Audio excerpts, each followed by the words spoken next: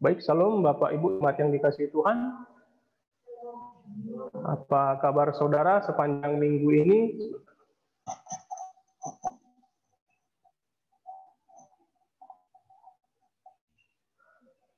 Ya, saya berdoa, saya berharap saudara baik-baik saja dengan situasi yang sulit ya saat ini ya.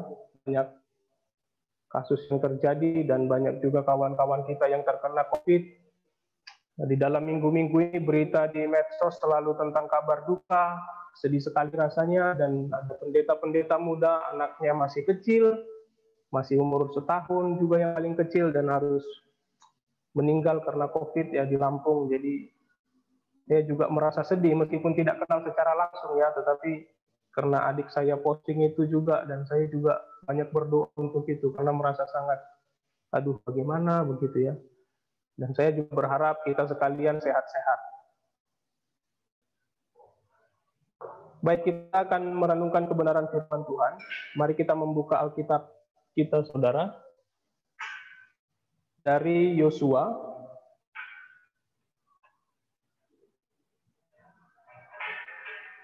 pasal yang pertama ayat 1 sampai yang ke-9. Yosua pasal yang pertama ayat 1 sampai yang ke-9. Mari kita akan sama-sama membaca ya. Saya akan membaca dari sini. Sesudah Musa hamba Tuhan itu mati, berfirmanlah Tuhan kepada Yosua bin Nun abdi Musa itu, demikian, hambaku Musa telah mati, sebab itu bersiaplah sekarang, seberangilah sungai Yordan ini, engkau dan seluruh bangsa ini, menuju negeri yang akan kuberikan kepadamu, kepada orang Israel itu. Setiap tempat yang akan diinjak oleh telapak kakimu kuberikan kepadamu, seperti yang telah kujanjikan kepada Musa. Dari padang gurun dan gunung Lebanon yang sebelah sana itu sampai ke sungai besar, yakni sungai Efrat, seluruh tanah orang Het, sampai ke laut besar di sebelah matahari terbenam, semuanya itu akan menjadi daerahmu. Seorang pun tidak akan dapat bertahan menghadapi engkau seumur hidupmu. Seperti aku menyertai Musa, demikianlah aku akan menyertai engkau. Aku tidak akan membiarkan engkau dan tidak akan meninggalkan engkau.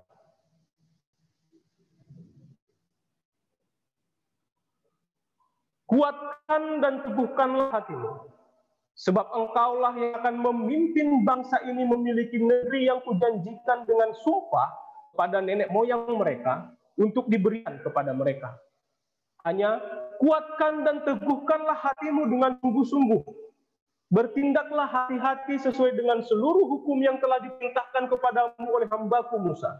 Janganlah menyimpang ke kanan atau ke kiri, supaya engkau beruntung kemanapun engkau pergi. Janganlah engkau lupa memperkatakan kitab Taurat ini, tetapi renungkanlah itu siang dan malam, supaya engkau bertindak hati-hati sesuai dengan segala yang tertulis di dalamnya. Sebab dengan demikian, perjalananmu akan berhasil dan engkau akan beruntung. Bukankah telah kuperintahkan kepadamu, kuatkan dan teguhkanlah hatimu, janganlah kecut dan tawar hati, sebab Tuhan Allahmu menyertai engkau kemanapun engkau pergi. Luar biasa, puji Tuhan. Firman Tuhan ini sangat menguatkan, sangat meneguhkan dengan secara luar biasa Bapak Ibu. Minggu pertama kita sudah belajar bagaimana hubungan antara doa yang terus-menerus, yang tidak menyerah, dengan hubungannya terhadap iman. Kemudian kita belajar bagaimana doa juga memiliki hubungan dan keterikatan yang tidak bisa dipisahkan dengan firman Tuhan, bahwa kita harus berdoa sesuai dengan kebenaran firman Tuhan, supaya kita berdoa sesuai dengan kehendak Allah. Kehendak Allah yang paling jelas adalah berdasarkan firman Tuhan. Nah, sekarang kita akan belajar bagaimana kita bisa memiliki ketaatan mutlak dari perintah Tuhan, dari kebenaran firman Tuhan, dan juga di dalam kehidupan doa kita. Apa yang akan menjadi hasilnya ketika kita tak secara mutlak terhadap perintah Tuhan. Kita akan belajar dari Yosua.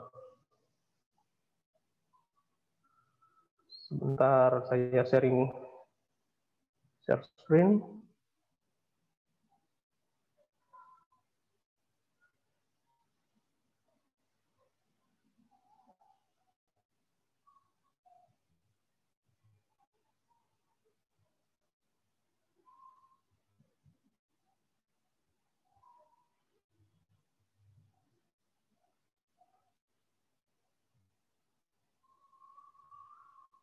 Ya, ketaatan mutlak kepada Allah. Bapak Ibu jemaat yang dikasihi Tuhan, Allah memberikan visi dan Allah menunjukkan strateginya. Dan bagaimana sebaiknya kita meresponi visi dan strategi Allah di dalam iman kita sebagai orang percaya dan di dalam perbuatan kita sebagai orang percaya. Nah, ini akan menjadi pembelajaran penting bagi kita, bagaimana kita belajar dari Yosua, seorang tokoh yang penting di dalam rencana Tuhan untuk membawa rencana Tuhan terjadi bagi bangsa Israel. Suatu pemimpin Alkitabiah yang menjadi model pemimpin yang luar biasa, Yosua. Kita akan melihat. Yosua ayat 1, Tuhan mengatakan bahwa dikatakan di situ, sesudah Musa hamba Tuhan itu mati, berfirmanlah Tuhan kepada Yosua bin Nun abdi Musa itu. Demikian. Jadi setelah Tuhan sudah menyuruh Musa untuk mempersiapkan Yosua sebagai penerusnya, sebagai suksesornya untuk memimpin bangsa Israel memasuki tanah perjanjian, memasuki tanah Kanaan. Nah, ini yang menarik.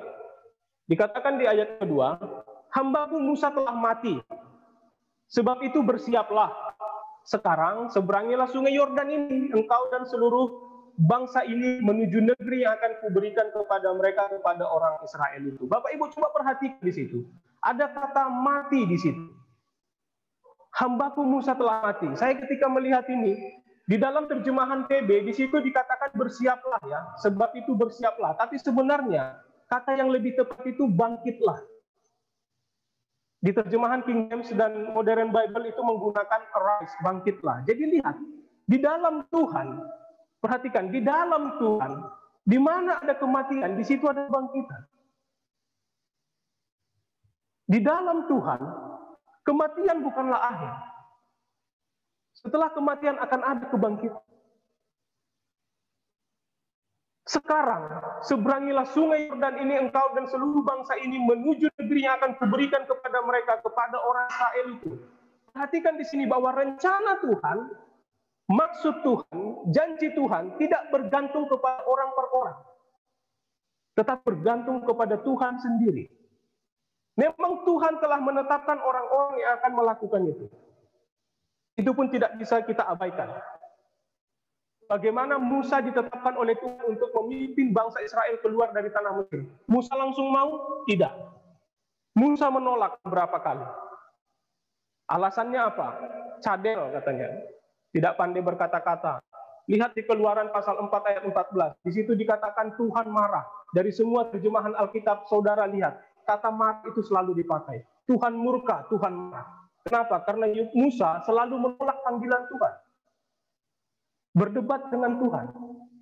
Memang ketika kita sudah ditetapkan untuk melakukan suatu pekerjaan Tuhan, kita tidak bisa mengelak dari itu.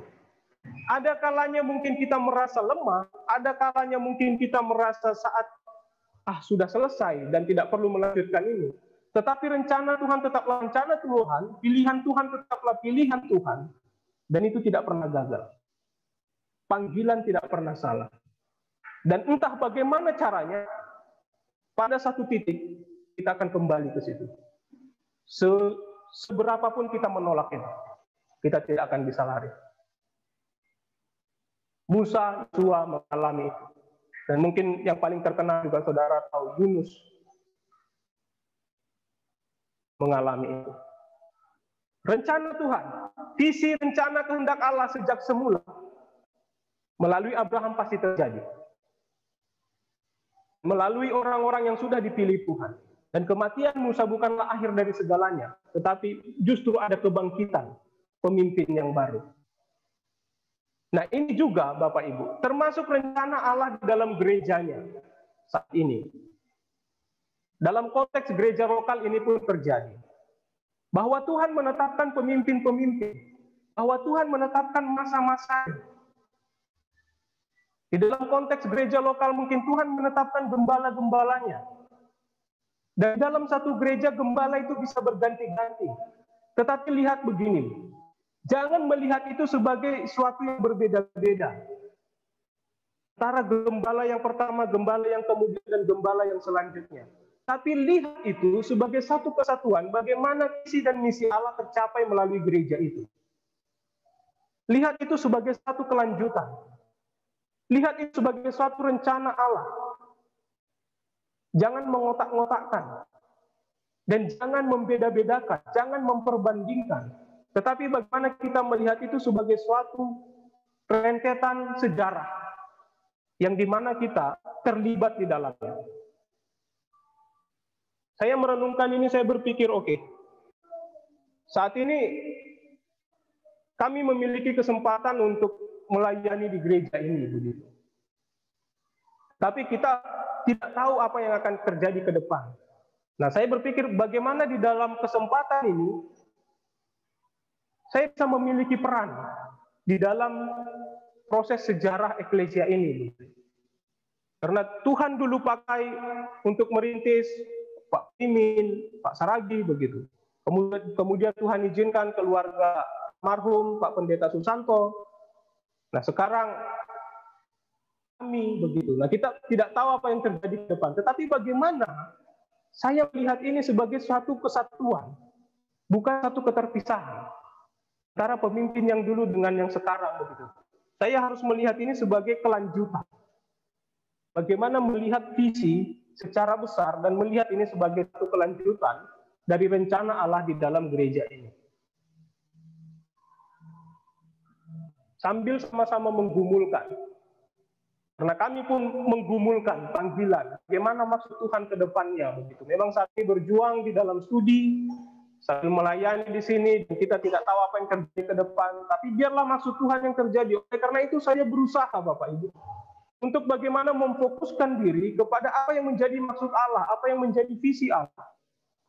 Bukan apa yang menjadi visi saya secara pribadi. Meskipun saya akui itu ada. Tentu saya punya target-target, harus lulus kapan, harus melayani bagaimana, target pelayanan itu yang bagaimana. Tetapi dalam pergumulan itu juga saya berpikir, apa sih maksud Allah, apa rencana Allah. Dan khususnya saat ini di eklesia, apa yang menjadi visi dan misi yang mau Allah tetapkan untuk kita lakukan di gereja ini. Pemimpin akan silih berganti, tetapi visi Allah akan tetap. Dan Allah yang akan bekerja untuk menggenapi kehendak dan rencananya itu. Sebagaimana itu terjadi bagi bangsa Israel sejak permulaan dari janjinya kepada Abraham di Kejadian pasal 12, dan itu juga harus terjadi. Visi misi Allah yang telah Allah tetapkan bagi gerejanya harus juga terjadi di eklesia. Yang menarik di sini di ayat 3, setiap tempat yang akan diinjak oleh telapak kakimu, kita kembali kepada Yosua. Kuberikan kepadamu seperti yang telah kujanjikan kepada Musa. Di versi bahasa Inggris itu dikatakan have I given. Artinya apa? Sebenarnya telah diberikan. Meskipun Yosua dan bangsa Israel belum menyeberang sungai Yordan, tapi Tuhan sudah memastikan bahwa Tuhan sudah memberikan apa yang sudah dijanjikan Tuhan itu. Janji Allah tidak pernah gelap. Nah, begitupun seharusnya kita di gereja ini, Bapak. Meskipun kita tidak tahu apa yang terjadi ke depan, tetapi di dalam iman harusnya kita bisa klaim bahwa Allah telah memberikan itu kepada gereja ini, apa yang menjadi kerinduan, apa yang menjadi visi misi. Allah telah memberikan. Bukan akan memberikan, tetapi telah memberikan. Sebagaimana yang telah ditetapkannya, dijanjikan sejak semula. Dalam proses berdirinya gereja ini tentu ada maksud Tuhan. Bukankah begitu ya? Artinya gereja berdiri tidak mungkin asal-asalan. Pasti ada maksud Tuhan kenapa satu gereja berdiri. Kenapa tubuh Kristus berdiri. Dan kita melihat bahwa dari gereja ini meskipun tidak pernah bisa dikatakan gereja ini besar, tetapi banyak menghasilkan buah-buah yang menolong orang-orang bertumbuh untuk melayani. Dan barangkali itulah maksud Tuhan terhadap gereja ini. Bagaimana gereja ini memperlengkapi orang-orang untuk bisa melayani keluar sana, memperlengkapi orang lain. Bagaimana kita mau bisa memfokuskan diri terhadap itu. Bukan lagi berfokus terhadap apa masalah yang ada, bukan berarti kita naif ya. Artinya pura-pura tidak ada masalah. Masalah akan selalu ada. Tetapi di dalam itu bagaimana kita bisa juga berfokus untuk tidak fokus kepada masalahnya, tapi fokus kepada visi dan misi Allah, dan bagaimana membangun tubuh Kristus ini untuk memperlengkapi orang-orang yang ada di dalamnya menjadi besar. Dan di dalam iman kita harus bisa klaim bahwa kita telah menerima itu. Karena janji Allah tidak pernah gagal, rencana Allah sejak semula tidak pernah gagal. Bagaimana juga kita lihat janji Allah kepada Musa digenapi melalui Yosua. Lihat bahwa ini luas Bapak Ibu. Kita kembali kepada Yosua. Di tempat disebutkan bagaimana tanah yang telah dijanjikan sejak semula ini tanah yang luas, tanah yang besar, daerah yang besar untuk dimiliki oleh bangsa Israel. Dijanjikan sejak Tuhan memanggil Abraham di Kejadian pasal yang ke-12.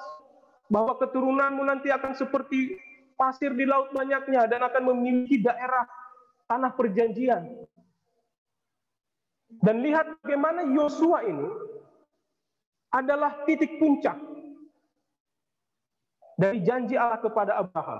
Dan Yosua yang akan membawa bangsa Israel mengklaim janji itu, memiliki janji itu. Ini daerahnya. Inilah yang dijanjikan Tuhan sejak semula. Kalau saudara perhatikan di atas sini, di utara ini ada sungai Efrat nanti. Kalau di gambar besarnya, di atas sini sungai Efrat, sampai nanti ke daerah selatan ke sini. Ke selatan ini nanti di bawahnya ada Mesir. Nah ini laut besar tadi maksudnya laut Mediterania ini, laut besar. Di barat, di sini di timur. Nah mereka di sini, di sungai Yordan ini ya, mereka akan menyeberangi sungai Yordan ini. Kalau nampak kursor saya ya, susah mungkin ya. Akan menyeberangi sungai Yordan ini. Nah, daerah ini akan mereka klaim. Daerah utara itu daerah yang sangat subur.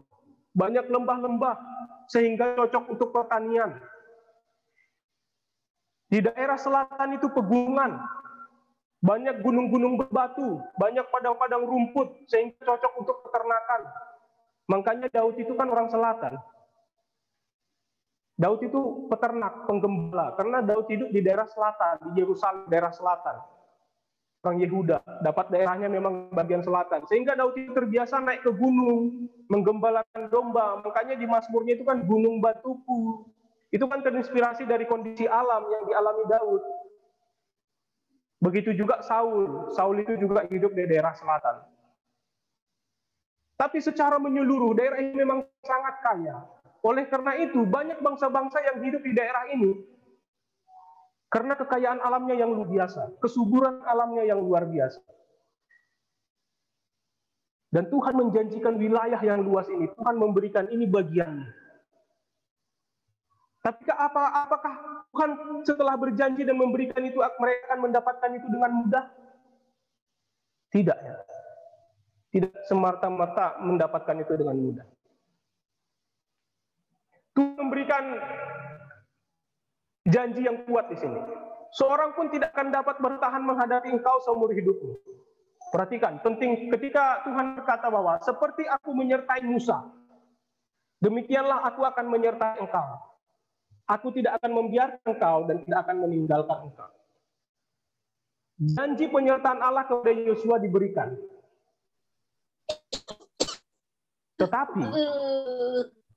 Tetapi Yosua masih harus berjuang untuk menaklukkan tanah perjanjian itu. Yosua masih harus berjuang untuk menaklukkan tanah Kanaan itu. Dan perjuangan ini memang tidak mudah.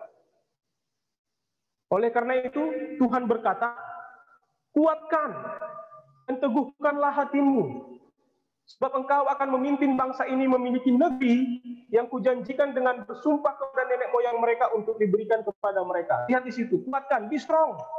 Jadilah kuat Yosua. Teguhkanlah hatimu, maksudnya artinya adalah secara makna katanya, bersiaplah secara fisik dan mental. Kenapa? Karena kalian akan berperang. Mental harus kuat, fisik harus kuat. Sebab engkau yang akan memimpin bangsa ini memiliki negeri. Kata memiliki negeri di situ sebenarnya membagi negeri ini menjadi warisan yang kujanjikan. Padahal ini mereka belum menyeberangi sungai Yordan. Tapi Tuhan sudah memastikan bahwa Yosua akan membagi-bagi negeri itu kepada 12 suku Israel. Sebagai apa? Warisan. Warisan yang dijanjikan dengan bersumpah kepada nenek moyang mereka. Abraham, Ishak dan Yakub. Yosua harus mempersiapkan dirinya dan bangsa itu secara fisik dan mental untuk menyeberangi sungai Yordan dan mengklaim tanah itu. Untuk menumpas habis penduduk negeri yang ada di situ. Karena itu perintah Tuhan.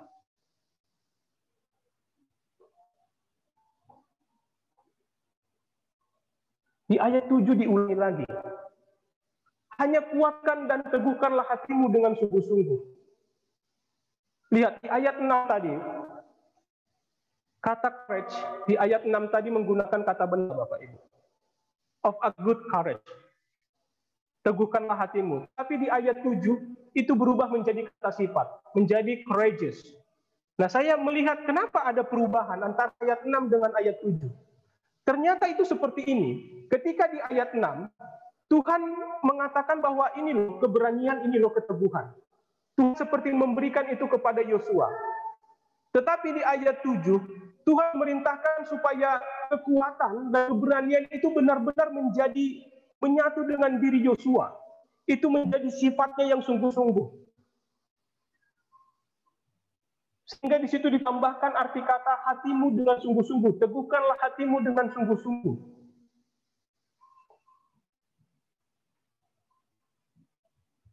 Nah, bertindaklah hati-hati sesuai dengan seluruh hukum. Artinya apa? Sesuai dengan firman Tuhan. Bahwa jangan sampai Yosua lalai untuk membaca kembali firman Tuhan. Untuk merenungkan kembali firman Tuhan. Yang telah diperintahkan kepadamu oleh hambaku Musa. Lihat bagaimana Tuhan menyuruh Yosua untuk tetap tinggal di dalam firman Tuhan. Untuk bisa melakukan rencana Allah sesuai dengan apa yang Tuhan maksudkan. Begitupun dengan kita. Bahwa kita harus tetap tinggal di dalam firman Tuhan itu untuk bisa melaksanakan apa yang menjadi visi dan misi Allah bagi gereja kita sesuai dengan maksud Tuhan. Janganlah menyimpang ke kanan atau ke kiri. Bagaimana kita supaya tidak menyimpang ke kanan atau ke kiri? Ya, kita harus tahu apa yang betul. Kita harus tahu apa jalan yang lurus itu. Ketika kita mengetahui jalan yang lurus itu, kita tidak akan ke kanan atau ke kiri. Bagaimana kita tahu? Ya, kita belajar. Kita harus merenung firman Tuhan, kita harus berdoa. Supaya kita tidak menyimpang ke kanan atau ke kiri. Dikatakan supaya engkau beruntung. Kata beruntung di situ maksudnya supaya engkau makmur, supaya engkau sukses, supaya engkau berhasil, supaya engkau memiliki wisdom, memiliki kebijaksanaan, supaya engkau wise, menjadi orang yang bijak.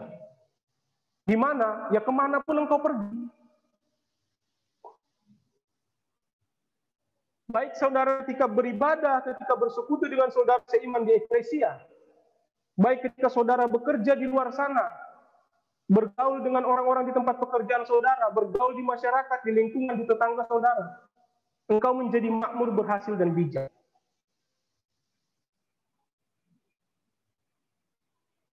Itu peperangan kita saat ini. Lihat di ayat 8, diulangi lagi. Ada berapa kali di situ merujuk kepada firman Tuhan. Jangan engkau lupa memperkatakan kitab Taurat ini. Itu merujuk kepada firman Tuhan. 1. Tetapi renungkanlah itu apa? Firman Tuhan siang dan malam. 2. Supaya engkau bertindak hati-hati sesuai dengan segala yang tertulis di dalamnya. Apa? Firman Tuhan. 3.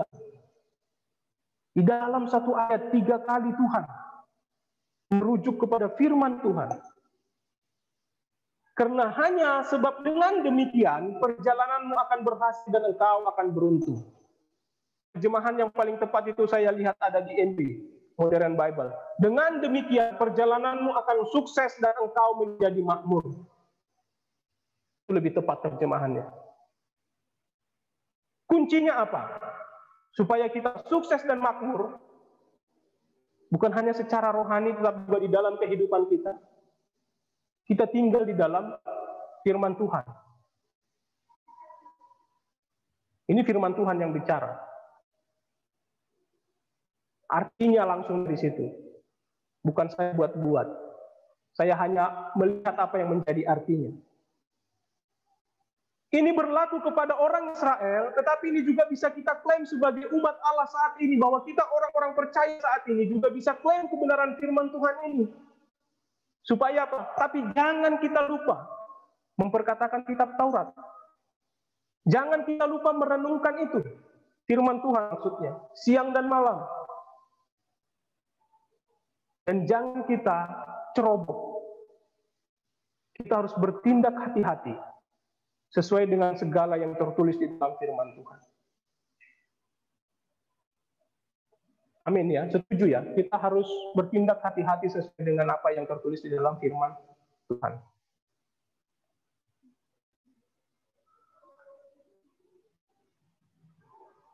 Diulangi lagi coba.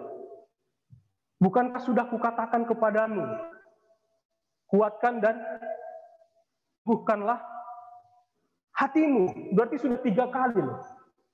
Tuhan berkata kepada Yosua 3 kali. Kuatkan dan teguhkanlah hatimu. Janganlah kecut dan tawar hati, sebab Tuhan Allahmu menyertai engkau kemanapun engkau pergi. Ini janji yang luar biasa. Bagaimana juga perintah ini berlaku kepada kita pribadi lepas pribadi. Bukankah telah kuperintahkan kepadamu? Lihat, masukkan nama saudara ke situ. Kuatkan dan teguhkanlah hatimu. Zakah misalnya. Bukankah telah kuperintahkan kepadamu zakah? Kuatkan dan teguhkanlah hatimu. Jangan kecut dan tawar hati. Sebab Tuhan Allahmu menyertai engkau kemanapun engkau pergi. Luar biasa. Menyertai engkau kemanapun engkau pergi. Ini menjadi penguatan, dorongan, semangat, dasar kepada kita untuk melangkah. Nah, kita akan melihat beberapa fakta dari sini. Antara visi, iman, strategi, dan perbuatan. Kita mau lihat bahwa visi Allah, rencana Allah, kehendak Allah sudah diberikan, oke? Sudah diberikan. Masuk seberangi sungai Yordan, masuk tanah Kanaan, dan rebut tanah Kanaan sebagai warisan yang telah kujanjikan kepada nenek moyang bangsa Israel. Janji penyertaan Tuhan sudah diberikan. Aku akan menyertai engkau seperti aku menyertai Musa. Tidak akan ada orang yang sanggup menghadapi engkau, karena Tuhan yang berperang bersama dengan mereka. Kepastian berhasil memiliki tanah perjanjian, sukses dan makmur sudah diberikan. Apa kata Tuhan? I have given. Aku sudah memberikan. Dan Yosua pasti akan membagi-bagikan itu. Dan engkau akan hidup makmur, hidup sukses di tanah perjanjian itu. Nah, mereka harus mengklaim ini sebagai iman, melalui iman. Ini visi yang sudah Allah berikan. Tetapi mereka juga masih harus melakukan bagian mereka. Yosua dan bangsa Israel harus tetap melakukan bagian mereka. Perlu ketatan mutlak dari Yosua dan bangsa Israel. Lihat, langkah awal harus dilakukan. Apa? Sungai Yordan harus diseberangi. Ketika sungai Yordan diseberangi, itu mengingatkan terhadap sesuatu yang di masa lalu terjadi. Apa itu? Ketika mereka menyeberangi laut, keluar dari tanah Mesir, di masa keluaran. Itu mengingatkan mereka tentang apa yang terjadi di masa lalu. Langkah awal harus diambil, sungai Yordan harus diseberangi. Kemudian strategi dan rencana perang merebut tanah perjanjian sesuai dengan arahan Tuhan harus dipikirkan dengan matang dan dilakukan dengan tepat. Di sini membutuhkan ketaatan di dalam perbuatan. Nah, kalau kita lihat di masa kita sekarang ini, strategi ini merujuk kepada program, Bapak Ibu. Bagaimana kita memikirkan strategi, bagaimana kita memikirkan program dengan matang dan tidak asal-asalan, supaya apa? Melalui itu, kita bisa melakukan apa yang menjadi visi dan misi Allah bagi gereja. Sehingga tidak bisa membuat visi misi itu, membuat program itu asal-asalan. Pelayanan bukan asal-asalan. Terus terang saya tipikal orang yang beberapa waktu ini selama kuliah saya belajar untuk menjadi lebih terorganisir secara pribadi. Jadi saya paling tidak suka kalau segala sesuatu itu keteteran. Misal, ketika dosen memberikan tenggat waktu sebulan untuk tugas akhir, biasanya saya akan selesai dalam waktu seminggu dan 2 minggu. Supaya apa? Supaya saya bisa maksimal. Dan memang hasilnya akan selalu maksimal. Saya akan selalu total di situ. Kalau teman-teman saya enggak. Besok deadline, malam ini baru tanya ke saya, Pak John, itu kemarin tugasnya bagaimana ya? Ada contohnya enggak ya? Saya secara pribadi, gemes gitu ya. Lah ini anak besok mau ngumpul baru sekarang nanya. Saya udah ngumpulkan 2 minggu yang lalu. Kenapa? Karena tidak dipikirkan dengan matang strategi. Kuliah mau kapan lulusnya nggak jelas, pokoknya dijalani aja. Hal-hal seperti itu tidak masuk di dalam pikiran saya. Arahnya itu harus jelas. Kapan, strateginya itu harus jelas. Supaya segala sesuatunya itu tertata dengan jelas, terjadwal dengan jelas. Tidak dadakan-dadakan begitu. Saya paling nggak suka dadakan-dadakan. Dan memang hasilnya akan selalu maksimal ketika kita menata itu dengan baik dan benar. File-file saya tertata dengan baik dan benar. Apa yang menjadi bahan saya bisa cari dengan cepat. Saya dulu tidak seperti itu. Dan saya banyak ubah karena memang harus berjuang untuk itu. Ketika awal kuliah, saya berjuang, saya harus memikirkan bagaimana keluarga, bagaimana dengan biaya studi, bagaimana dengan ini. Dan saya tidak bisa keteteran dengan segala itu semua. Jadi saya harus merencanakan dengan baik. Meskipun kembali saya katakan bahwa segala sesuatu ini Tuhan yang mencukupkan, bukan dengan kemampuan kami. Tetapi saya juga harus mempersiapkan diri saya untuk melakukan yang terbaik dan mempersiapkan yang terburuk. Nah, ketika apapun yang terjadi, saya sudah siap dengan itu. Nah, ini juga kita harus memikirkan bagaimana strategi dan rencana kita dipikirkan dan matang dan dilakukan dengan tepat. Oke, jadi di sini ada iman dan ketaatan dan perbuatan. Ini satu kesatuan. Kita harus tangkap visi dan misi Allah bagi gereja kita, tetapi kita juga harus melakukan bagian kita untuk memikirkan strategi dengan matang, untuk memikirkan apa yang menjadi bagian kita untuk kita lakukan.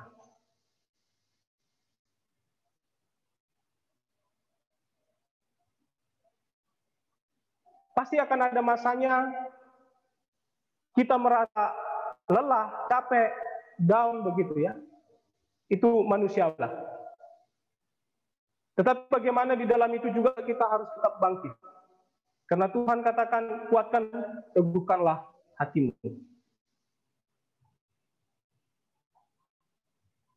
Nah, kita coba lihat beberapa strategi Tuhan yang dilakukan oleh Yosua.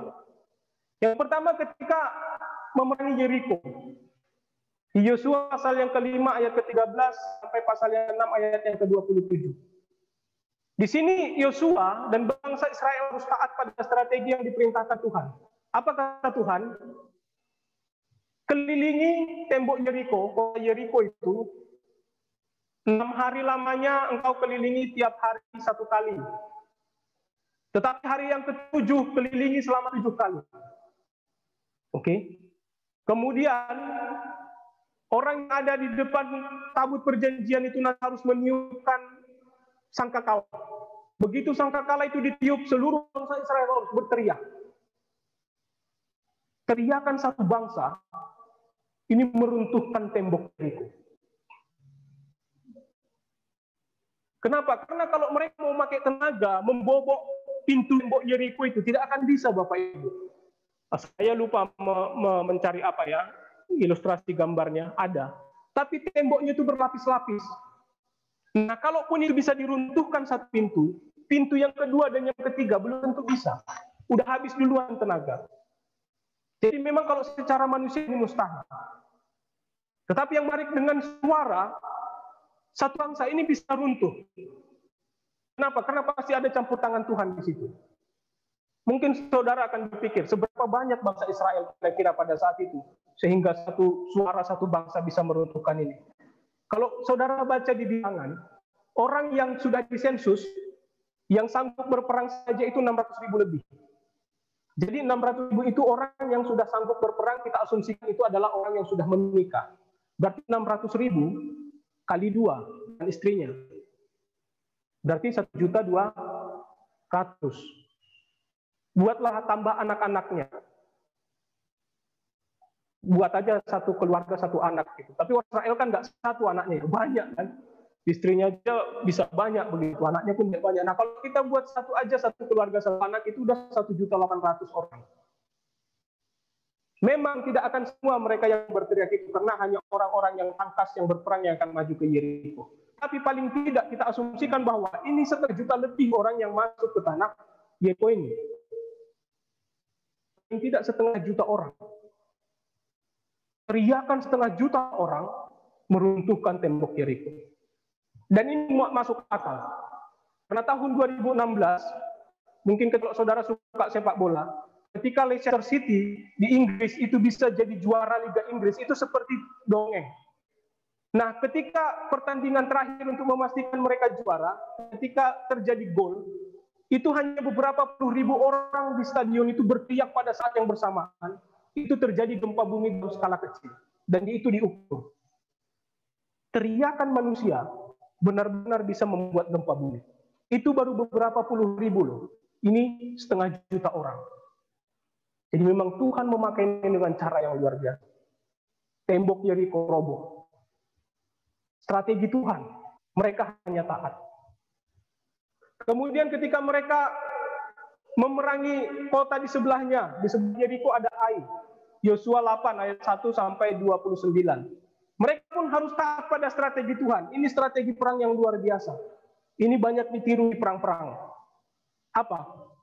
Yosua pura-pura dengan sedikit perang datang ke Ai supaya memancing orang Ai keluar. Tetapi sebelumnya Yosua sudah menyuruh 10.000 orang untuk diam di pegunungan, untuk bersembunyi. Nah, ketika tentara-tentara dan militer dari kota Ai ini dipancing keluar, mereka sudah berada di tempat yang terbuka. Baru yang 10.000 orang ini keluar untuk berperang. Akhirnya mereka terkepung. Militer Ai terkepung. Dan selesai di padang gurun. Puluh ribu mati. Dan kotanya menjadi terbuka. Hanya ada perempuan dan anak-anak. Dan itu selesai dengan mudah. Bisa dihabisi. Ai ditaklukkan. Nah ini juga yang menarik. Ada koalisi 5 raja Amori di bagian selatan. Di Yerusalem dan sekitarnya. Di Yosua 10 ayat 1 sampai 5. Kita melihat di sini bagaimana doa Yosua. Yosua berdoa supaya matahari berhenti. Hari diperpanjang dan malam ditunda. Lihat di ayat 12 pasal yang ke-10 dan ayat yang ke-13. Menarik. Yosua meminta matahari berhenti dan matahari berhenti, hari diperpanjang. Itu terjadi Bapak Ibu. Dan di situ dituliskan tidak terjadi lagi kapanpun, sebelumnya atau sesudahnya. Dan itu benar-benar terjadi. Mungkin saudara berpikir, kenapa kok matahari harus diberhentikan? Kenapa berperang sampai malam? Di situ dikatakan, di pasal yang ke-10 itu, ada katanya di situ hari Tuhan. Pada hari itu Tuhan menyerahkan kepada mereka koalisi 5 raja orang Amori ini. Jadi memang harus selesai pada hari itu, tidak boleh pada hari berikutnya. Loh, malam kan tidak hari berikutnya. Malam kan masih hari yang sama. Tidak. Perhitungan hari pada orang Israel, pada orang Ibrani, itu sampai jam 6 sore. Jadi kalau kita menghitung hari itu kan dari jam 12 malam sampai jam 12 malam, betul ya? Jadi jam 12 malam lewat 1 detik itu sudah hari berikutnya. Kalau bangsa Israel tidak, perhitungannya dari jam 6 sore sampai jam 6 sore. Jadi ketika lewat jam 6 sore lewat 1 detik, itu sudah hari berikutnya. Katakanlah mereka berperang pada hari Minggu. Ini perang ini kira-kira sudah di pukul 5 sore. Hanya ada tinggal 1 jam, tetapi masih banyak orang yang belum ditumpas dari musuh-musuhnya. Waktu 1 jam ini tidak cukup. Nanti kalau sudah sampai jam 6 lewat 1 detik, itu sudah hari Senin. Jam 6 sore lewat 1 detik, itu sudah dihitung hari Senin. Oleh karena itu, tidak boleh berganti hari. Maka Yosua berdoa supaya matahari berhenti. Dan matahari berhenti 1 harian. Sehingga itu menjadi 1 hari penuh lagi. Tapi tetap dihitung hari itu. Karena matahari masih ada. Oleh karena itu mereka memiliki waktu yang lebih panjang lagi untuk menyelesaikan itu dalam hari yang sama. Itu pentingnya. The Lord's Day. Di hari Tuhan, di hari yang sama. Malam tertunda. Ketika saya merenungkan ini yang menarik Bapak Ibu. Jika Tuhan bisa menunda malam bagi kepentingan umatnya, maka Tuhan pun bisa mempersingkat malam bagi kepentingan umatnya. Tuhan bisa mempersingkat masa-masa tergelap dalam hidup kita bagi kepentingan umatnya oleh karena kasih-Nya. Apapun yang menjadi persoalan saudara, masa-masa kelam di dalam hidup saudara, masa-masa gelap yang saudara rasakan mungkin saat ini, saudara bisa meminta kepada Tuhan untuk mempersingkat itu. Dan di dalam kasih karunia Tuhan, Tuhan bisa mempersingkat itu. Tuhan bisa menerbitkan matahari lebih cepat dari seharusnya. Tuhan bisa menerbitkan matahari pengharapan lebih cepat dari seharusnya. Saya mengatakan ini bukan tanpa pengalaman. Saya rasakan sendiri. Saya mengalami sendiri. Harusnya saya gagal di dalam 5 tahun. Tetapi Tuhan menyelesaikan itu di dalam 2 tahun. Tapi harus ada pertobatan, harus ada penyerahan yang sungguh-sungguh. Sehingga apa? Sehingga kita bisa bernyanyi seperti nyanyian Deborah dan Barak. Lihat di Hakim 5 ayat 31b. Tetapi orang yang mengasihinya bagaikan matahari terbit dalam kegahannya. Di terjemahan bahasa Indonesia sehari-hari. Tetapi semua sahabatmu jaya bagaikan surya di angkasa. Luar biasa. Saudara sahabat Tuhan. Saudara orang yang mengasihi Tuhan. Apapun yang menjadi kelam kabut dalam hidup saudara saat ini, Tuhan bisa mempersingkat itu. Berserah penuh kepada Tuhan. Meminta kepada Tuhan. Tuhan sanggup memperpanjang hari. Tuhan sanggup memperpendek malam. Amin ya. Serahkan kepada Tuhan. Percaya kepada Tuhan. Di dalam kasih karunia Tuhan, tidak ada yang mustahil.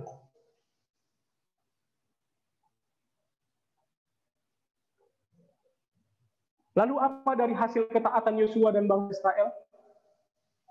Lihat Yosua pasal 12 ayat 1 sampai 24. Di situ dibuat daftar raja-raja yang sudah atau kerajaan-kerajaan yang sudah ditaklukkan masa kepemimpinan Yosua. Itu ada 31 kerajaan. Itu jutaan orang. Karena satu kerajaan itu ada yang 120.000. Itu hanya tentara-tentaranya saja, belum termasuk perempuan dan anak-anak. Jadi dari 31 kerajaan yang sudah ditaklukkan ini jutaan orang.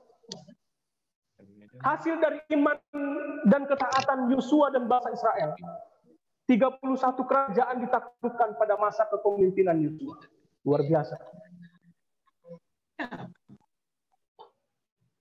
Tapi harus ada strategi, harus ada ketaatan, harus ada penyerahan yang total kepada Tuhan. Kita akan melihat beberapa fakta yang menarik antara Yosua dan Yesus dan Tuhan Yesus, antara Israel dan gereja. Bagaimana ada hubungan yang menarik di sini, ada perbandingan yang menarik, ada fakta yang menarik. Saya melihat di sini Yosua ini menjadi gambaran dari Yesus Kristus. Oke, ini penting dipahami. Yosua bukan Yesus Kristus. Saya ulangi sekali lagi. Yosua bukan Yesus Kristus. Tetapi bisa kita katakan bahwa Yosua menjadi gambaran dari Tuhan Yesus Kristus. Oke, jangan salah memahami ini ya. Yosua bukan Yesus Kristus, tetapi Yosua bisa menjadi gambaran dari Tuhan Yesus Kristus. Yang pertama, fakta yang pertama, arti nama Yosua dan arti nama Yesus itu sama. Di dalam bahasa aslinya, di dalam bahasa Ibrani, nama mereka itu sama, yaitu Yehosua. Nah, nama ini bisa ada bentuk singkatnya. Bentuk singkatnya itu apa? Yeshua. Di dalam bahasa Yunani, karena perjanjian baru itu menggunakan bahasa Yunani, nama Yehosua ini atau Yeshua ini menjadi Yesus. Oleh karena itu, kenapa kita bisa memiliki sekarang nama Yesus? Karena mengambil dari pelafalan dari Yunani. Tapi Yosua itu mengambil pelafalan dari pengucapan dari Ibrani. Nah, Yehosua menjadi Yesus. Dibawa orang Eropa menjadi Jesus. Orang Eropa bawa ke tanah Batak menjadi Yesus. Bahasa Indonesia menjadi Yesus. Dibawa ke India menjadi Yesu. Ke Arab menjadi Isa. Tetapi artinya sama. Bahwa Tuhan adalah keselamatan. Yeshua. Bentuk lainnya adalah Hosea. Hosea juga artinya keselamatan. Hosea, Yeshua, Yesus, Jesus, Yesus. Yesus. Itu semua memiliki arti yang sama. Tuhan adalah keselamatan. Nah, fakta yang menarik yang kedua adalah, itu yang pertama. Yang kedua, Yosua memimpin bangsa Israel, umat Allah pada saat itu menaklukkan tanah perjanjian, tanah Kanaan.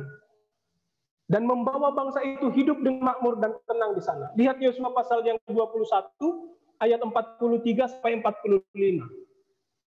Jadi seluruh negeri itu diberikan Tuhan kepada orang Israel yang dijanjikannya dengan bersumpah kepada nenek moyang mereka. Mereka menduduki negeri itu dan menetap di sana. Dan Tuhan mengaruniakan kepada mereka keamanan ke segala penjuru. Tepat seperti yang dijanjikannya dengan bersumpah kepada nenek moyang mereka. Lihat kata tepat ya, presisi, tepat. Tidak ada seorang pun dari semua musuhnya yang tahan berdiri menghadapi mereka. Semua musuhnya diserahkan Tuhan kepada mereka. Dari segala yang baik yang dijanjikan Tuhan kepada kaum Israel, tidak ada yang tidak dipenuhi. Semuanya terpenuhi. Wah, luar biasa. Semuanya terpenuhi. Yosua memimpin bangsa Israel umat Allah untuk mengklaim janji Tuhan ini. Nah, kita lihat bagaimana Tuhan Yesus memimpin umatnya, gerejanya yang sudah ditebusnya, untuk mengklaim menangan atas dosa, menaklukkan dosa, menaklukkan kematian dan kedagingan. Untuk apa? Untuk masuk ke tanah perjanjian rohani, Bapak Ibu. Untuk menjadi warga kerajaan Allah yang kekal, untuk masuk ke tanah perjanjian rohani, surga yang kekal. Yesus memimpin umatnya. Yesus memimpin kita untuk mengklaim tanah perjanjian kita secara rohani. Titus 1 ayat 2 berkata, dan berdasarkan pengharapan akan hidup yang kekal yang sebelum permulaan zaman sudah janjikan oleh Allah yang tidak berdusta. Ibrani 2 ayat 10, sebab memang sesuai dengan keadaan Allah yang baginya dan olehnya segala sesuatu dijadikan, yaitu Allah yang membawa banyak orang kepada kemuliaan, juga menyempurnakan Yesus yang memimpin mereka kepada keselamatan dengan penderitaan. Ibrani 12 ayat 2, marilah kita melakukannya dengan mata yang tertuju kepada Yesus yang memimpin kita dalam iman dan yang membawa iman itu kepada kesempurnaan, yang dengan mengabaikan kehinaan tekun memikul salib ganti sukacita yang disediakan bagi Dia yang sekarang duduk di sebelah kanan tahta Allah. Jelas Yesus pemimpin kita. Yesus pemimpin kita. Siapapun kita, bahwa Yesuslah pemimpin kita, maka kita harus tertuju kepada Yesus. Oleh karena itu penting tadi saya katakan, pemimpin di gereja itu Boleh silih berganti. Boleh silih berganti. Tetapi kita harus melihat itu sebagai satu kesatuan dari rencana Tuhan. Karena pemimpin yang sesungguhnya yang harus sungguh-sungguh kita pandang siapa? Yesusnya. Memang Yesus akan menetapkan pemimpin-pemimpin gembala-gembala. Tetapi yang menjadi gambaran besarnya, pemimpin besarnya tetaplah Tuhan Yesus. Oleh karena itu saya katakan tadi, lihat itu sebagai satu kesatuan. Jangan dipisah-pisahkan, jangan diperbandingkan. Jangan dikotak-kotakkan. Lihat sebagai satu kesatuan. Karena yang memimpin itu adalah Tuhan Yesus. Pandang Tuhan Yesus, tertuju kepada Tuhan Yesus. Gereja akan menjadi gereja yang salah ketika gereja menunjukkan pandangannya hanya kepada orang perorangan. Lalu mengagung-agungkan pemimpin. Tidak salah untuk menghargai, menghormati pemimpin. Tetapi itu bukan yang utama, maksudnya gembalanya. Karena kan ada kadang kita lihat, gembala sudah mati aja didoakan supaya hidup. Saya berpikir loh, emang yang diajarkan selama ini apa? Bukankah kematian ini membawa kepada kekekalan? Lebih enak di surga atau di sini? Kok sampai ditangis-tangis begitu, nggak dikubur-kuburkan, didoakan supaya ada kebangkitan? Hanya karena terlalu berlebihan begitu. Lah pengajarannya selama ini bagaimana? Oleh karena itu mari jemaat eklesia arahkan pandangan kepada Tuhan Yesus. Gembala akan jadi gembala yang gagal ketika jemaatnya tidak memandang Tuhan Yesus. Tapi gembala akan menjadi gembala yang berhasil ketika mengarahkan jemaatnya memandang gembala yang agung, Tuhan Yesus Kristus, yang memimpin untuk mengklaim setiap pribadi saudara, mengklaim tanah perjanjian rohani saudara. Dan di dalam itu ada penyertaan Tuhan. Pandang Tuhan Yesus.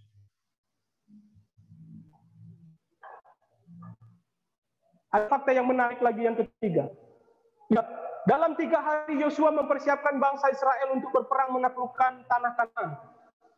Ini disebut perang suci, Holy War atau Divine War. Di Yosua pasal 1 ayat yang ke-11. Jalanilah seluruh perkemahan dan perintahkanlah kepada bangsa itu demikian.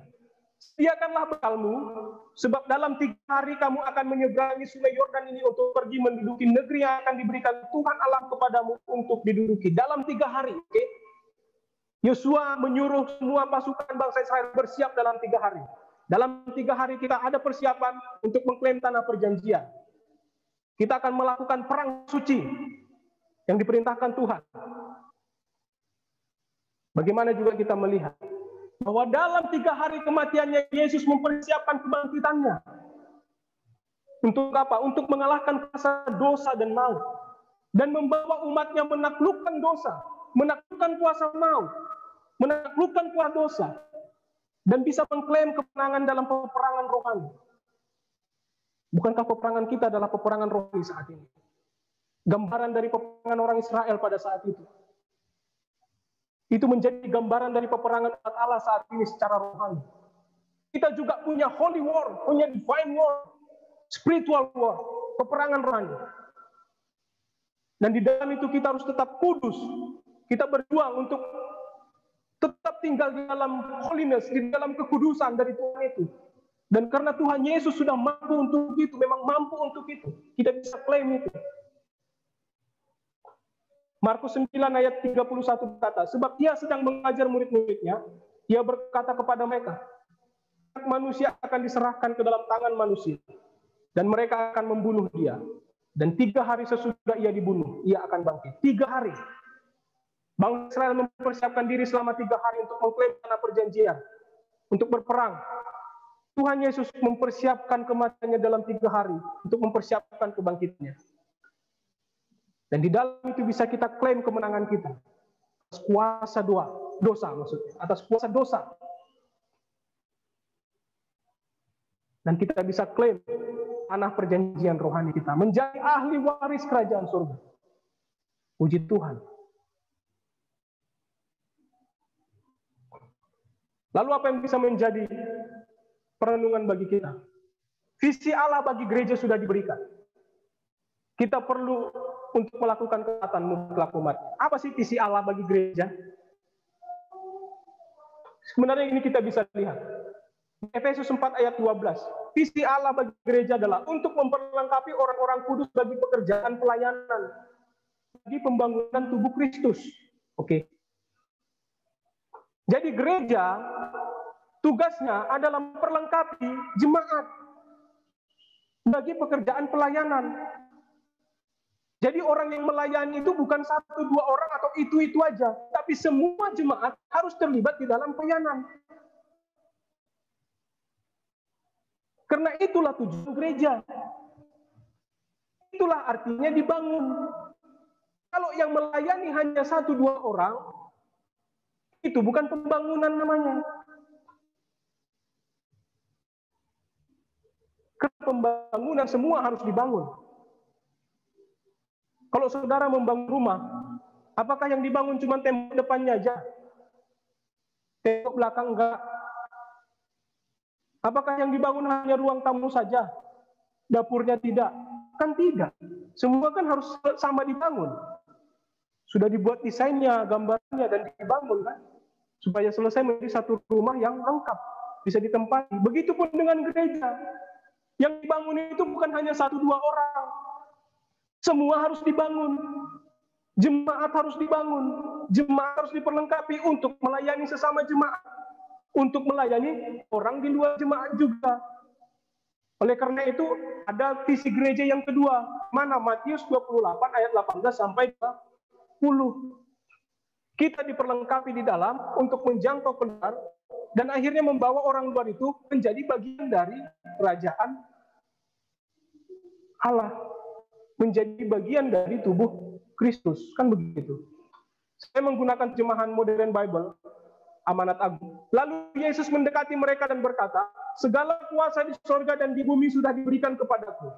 Oleh karena itu pergilah, jadikanlah semua bangsa muridku dengan membaptis mereka ke dalam nama Bapa dan Putra dan Roh Kudus.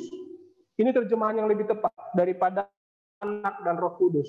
Yang lebih tepat itu adalah Bapa, Putra, dan Roh Kudus. Dengan mengajar mereka melakukan segala sesuatu yang telah aku perintahkan kepadamu. Dan lihatlah, aku menyeraimu senantiasa sampai akhir zaman. Amin. Tuhan Yesus yang berkata tentang penyertaan adalah Tuhan yang sama yang berkata tentang penyertaan kepada Yosua ketika menaklukkan tanah perjanjian. Inilah visi dan tujuan gereja. Dan mari, jemaat Indonesia, kita mengarahkan bagaimana supaya diri kita bisa dibangun. Bagaimana supaya kita sama-sama membangun. Oke. Saya katakan tadi, bukan berarti naif bahwa tidak ada persoalan. Persoalan pasti akan ada. Yang namanya manusia kita hidup. Tetapi saya belajar. Saya pribadi belajar. Bagaimana untuk lebih bisa menahan diri mengerem untuk tidak cepat berkata-kata. Tetapi untuk lebih cepat mendengar. Dan ketika ada persoalan, untuk lebih berpikir seperti ini. Bukan berpikir jadinya apa yang salah dari orang itu. Tapi yang harus timbul pertama kali dalam pikiran kita adalah apa yang salah dari diri saya. Bukan kita memikirkan apa yang harus saya rubah dari orang itu, tetapi kita harus berpikir apa yang harus saya rubah dari diri saya. Ini memang proses. Saya pun mengatakan ini bukan karena saya lulus dari sini. Tetapi saya ingin mengajak kita sama-sama supaya kita membangun diri kita. Supaya bukan melihat apa yang kurang dari orang lain, tetapi apa yang kurang dari diri kita, apa yang perlu dibangun dari diri kita, supaya menjadi berkat bagi orang lain. Dan penting untuk tidak terlalu cepat berkata-kata. Untuk tidak terlalu cepat menanggapi segala sesuatu. Tetapi memikirkan, merenungkan, mendoakan, supaya kita bijak, kita berhikmat. Dan tidak memperkeruh segala sesuatu. Asumsi itu berbahaya. Asumsi itu berbahaya. Jangan berasumsi. Kalau tidak faktanya. Lebih baik kita diam, menggumulkan, doakan, dan ada masanya ketika kita ada kesempatan untuk berbicara dan menjelaskan dengan baik. Oke. Karena kadang persoalan itu terjadi hanya karena asumsi. Belum tentu terjadi betul-betul seperti itu. Tapi asumsi bermain. Jangan-jangan. Semua jangan-jangan. Nah, gereja kita tidak boleh seperti itu. Kita harus berdasarkan apa yang fakta, apa yang harus diperbaiki, introspeksi diri, itu yang paling penting.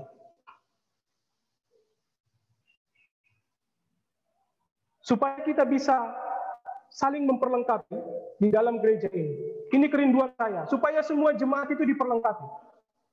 Supaya semua jemaat itu melayani. Ini bukan tentang saudara S1, S2, S3. Ya, pendidikan itu penting, ya, puji Tuhan kalau punya kesempatan untuk itu. Tetapi intinya bukan di situ. Saudara, ada satu cerita begini. Jika ada satu gereja membuat seminar, mengundang pembicara yang luar biasa, gelar doktornya banyak. Oke, Bapak ini kan sudah dokter ya, banyak doktornya. Entah aja doktornya.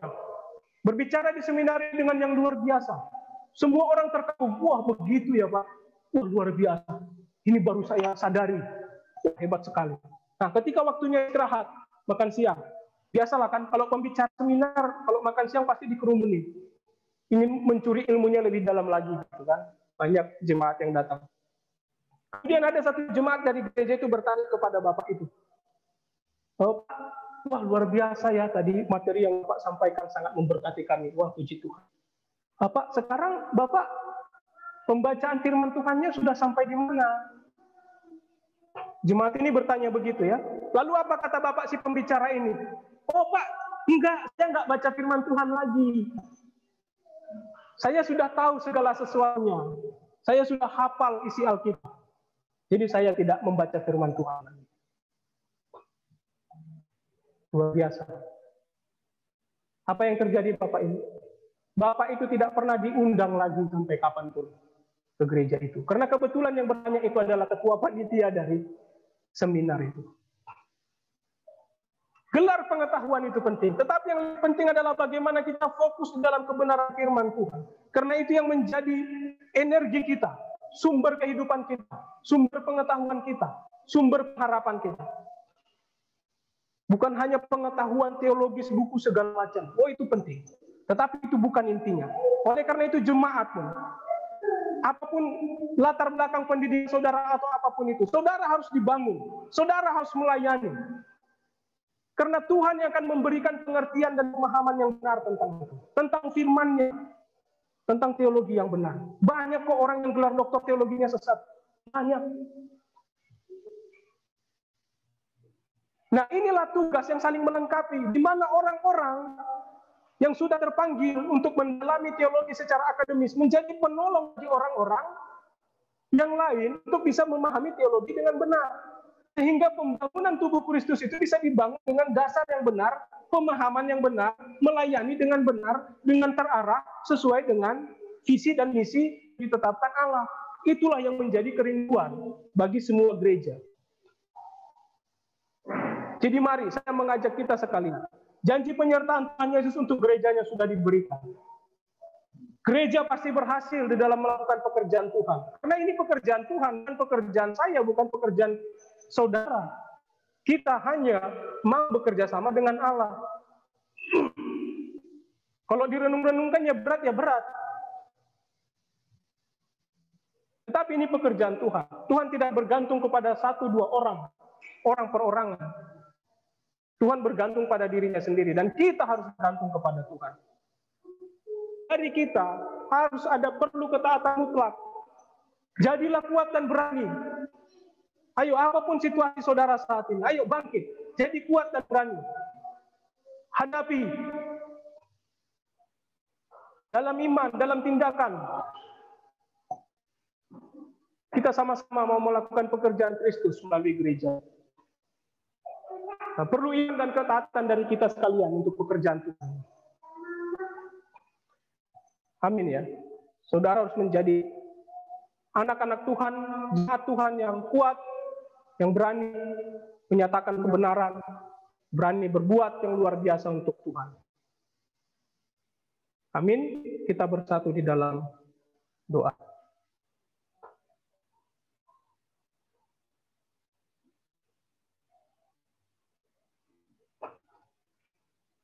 Tuhan Yesus, kami mengucap syukur untuk pembelajaran dari Yosua, pemimpin yang luar biasa yang telah Tuhan tetapkan untuk menggenapi maksud Tuhan. Bagaimana bangsa Israel bisa mengklaim tanah perjanjian sesuai dengan yang telah Tuhan janjikan kepada Abraham di dalam Kejadian pasal 12. Dan sebagai umat-umat Tuhan saat ini, kami juga dimampukan oleh karena karya penebusan Tuhan Yesus di kayu salib, bahwa kami adalah anak-anak Tuhan yang bisa mengklaim tanah perjanjian kami secara rohani, menaklukkan dosa, menaklukkan kuasa maut, dan di dalam Tuhan Yesus kami beroleh hidup yang kekal. Kami menjadi ahli waris kerajaan surga. Terima kasih Tuhan. Kami bersyukur untuk itu. Dan kami berdoa supaya kiranya Tuhan yang terus memberkati kami sebagai jemaat, sebagai satu kesatuan gereja tubuh Kristus di tempat ini. Tuhan menolong supaya kami dapat saling membangun di dalam pekerjaan yang baik. Saling tolong-menolong, saling menguatkan, saling meneguhkan. Dan tolong kami untuk dapat memikirkan saudara-saudara kami sesama jemaat, membawa di dalam doa untuk apapun yang menjadi pergumulan mereka. Untuk kami bawa di dalam doa kami secara pribadi. Dan terima kasih Tuhan, dimanapun saat ini, jemaat apapun yang digumulkan saat ini, kiranya Tuhan yang menolong. Dan tolong kami di dalam situasi yang sulit saat ini, melindungi kami dari berbagai virus sakit penyakit ini Tuhan. Kami menyerahkan segala sesuatunya ke dalam tangan kuasa-Mu. Tolong kami untuk tidak khawatir, tidak takut, tetapi juga untuk tetap berhikmat, untuk tetap menjaga dan taat terhadap segala sesuatunya, untuk dapat menjadi contoh dan teladan. Terima kasih Tuhan untuk kebenaran firman-Mu, berkati jemaat dimanapun berada saat ini, dan biarlah firman Tuhan yang terus berkata-kata di dalam hati dan pikiran, dan mohon ampun untuk setiap dosa dan kelemahan, untuk kesalahan apapun itu yang disampaikan dari mulut bibir hamba, biarlah yang salah Tuhan hilangkan. Tuhan tolong supaya kebenaran Tuhan saja yang nyata di dalam hati dan pikiran. Terima kasih Tuhan, kami menyerahkan selanjutnya ibadah ini ke dalam tangan kuasa-Mu. Di dalam nama Tuhan Yesus Kristus Juru Selamat kami berdoa dan bersyukur. Amin.